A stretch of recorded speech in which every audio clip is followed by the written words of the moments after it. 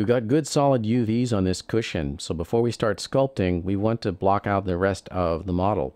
We need a total of 6 cushions, and the back cushions are a different size. Let's make a version of this that has fewer polygons by duplicating the one we have. We'll see that it's got a long history here. I'm choosing to leave that in here at this point, but we will delete it when we get near the end of our workflow. But for now, I'm just pointing out that, it's okay for us to make a duplicate at this point. We don't have to worry about the history when we make a straight up duplicate. This is all going to get erased for the duplicate object. I've got my bottom cushion selected, and I'll just do Edit Duplicate, or simply Control D. And now I've got bottom cushion 2. Move it up a little bit with the Move tool and rename it right away. This is going to be back cushion 1. Press Enter. And let's rotate it into place. Move it over. Choose the Rotate tool with E and then hold down the J key to spin it round 90 degrees. And then position it in the side view, tap the space bar. And you can see that it's way too tall. We can just cut all of this out and then join the pieces together. So the side view is probably the best view to look at this in, so I'll maximize that. I'll just delete everything between here and here. Right-click and choose Face Component Mode. And then make a face selection. And then check it. It looks like I've selected too much, so I can deselect with Control. That looks good. Tap the spacebar, go out to the perspective view and check it.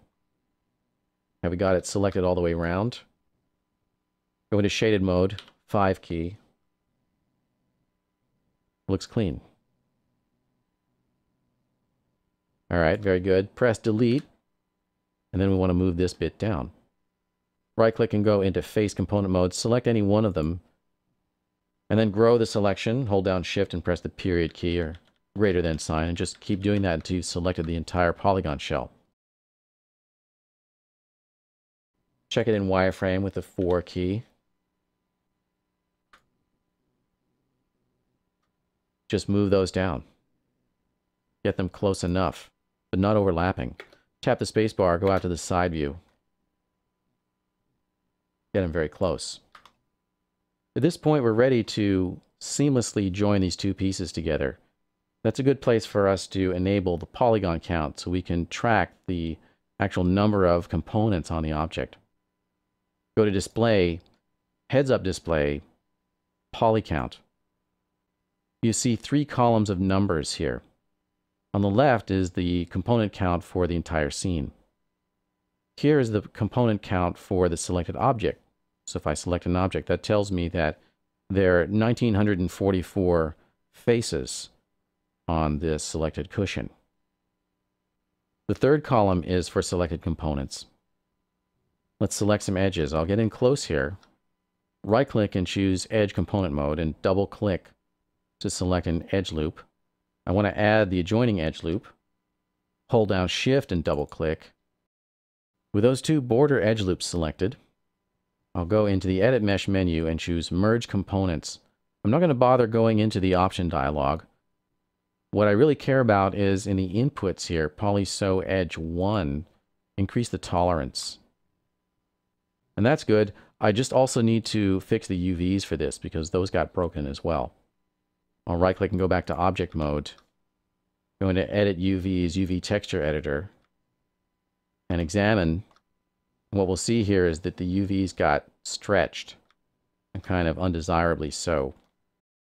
Turn on the checkered tiles display mode here, and you can see that stretching here. We can sort that out. So these would be just basic UV level selections. Right-click and use UV component mode. Select, and use the W key to move. And then make a selection here too. See, I missed a couple there, so I'll undo. Make sure I get everything. And of course, check the work. A little bit of eyeballing, unfortunately, just because our workflow was structured a certain way. And we do have a visible seam at the top here, but we can just rotate the cushion back around. Go back to object mode, select it. Our layout's pretty good. Just rotate around in X here. Make it -90. If we want to, we can center the pivot here. So our pivot point's off. We can just go to Modify Center Pivot. That makes it a little bit easier. Check it in the side view. Position it and rotate it.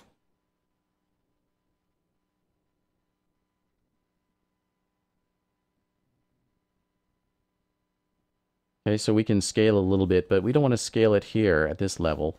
We can right-click and go to Face Component Mode and select all the faces and just scale it there.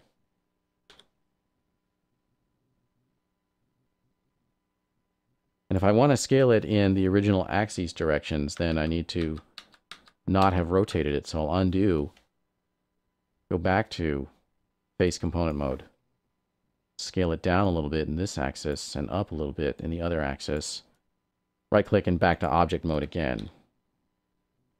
That way it's easier for me to control.